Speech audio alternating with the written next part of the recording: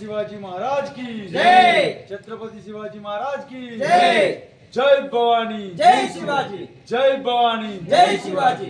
वीर शिवाजी जय शिवाजी। ఈరోజు కోనరాపేట మండల హెడ్క్వార్టర్లో భారతీయ జనతా పార్టీ ఆఫీస్లో ఛత్రపతి శివాజీ మహారాజ్ జయంతి వేడుకలు నిర్వహించడం జరిగింది.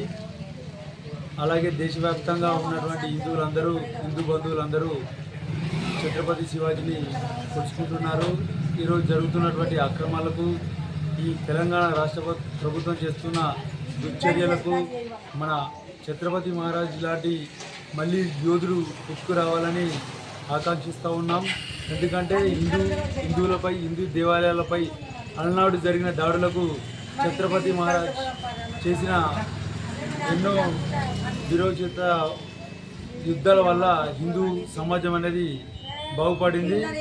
ఇప్పుడు కూడా తెలంగాణ రాష్ట్ర ప్రభుత్వం హిందువుల్ని తొక్కేయాలనే దాంతో ఎంఐఎంతో కూడి హిందువులపై కుట్ర జరుపుతూ ఎన్నో దేవాలయాలు రాష్ట్ర ప్రభుత్వం ఏర్పడ్డప్పటి నుంచి ఎన్నో దేవాలయాలను కూల్చివేసింది.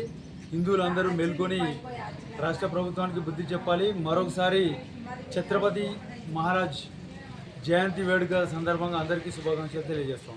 పేట మండల శాఖ ఆధ్వర్యంలో హిందూ సామ్రాట్ ఛత్రపతి శివాజీ మహారాజ్ జన్మదిన వేడుకలు ఘనంగా నిర్వహించడం జరిగింది.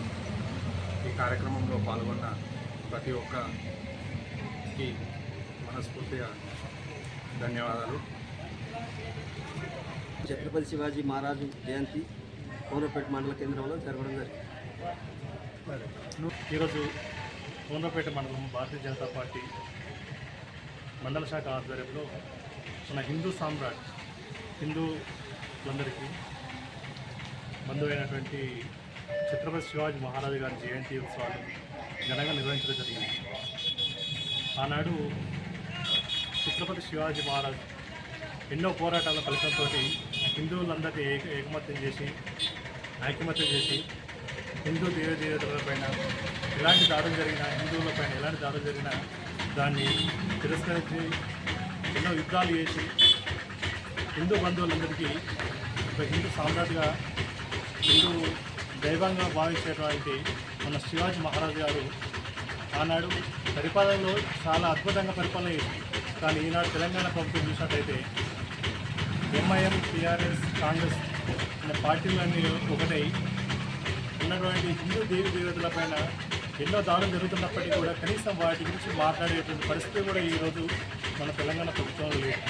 అందుకే మళ్ళీ మన తెలంగాణలో మరో శివాజీ, ఛత్రపతి శివాజీ లాంటి వీరుడు జన్మించాలని, అలాంటి హిందువులపైన ఎలాంటి దాడి జరగకుండా జరగాలని ఈ రకంగా కోరుకుంటున్నాను.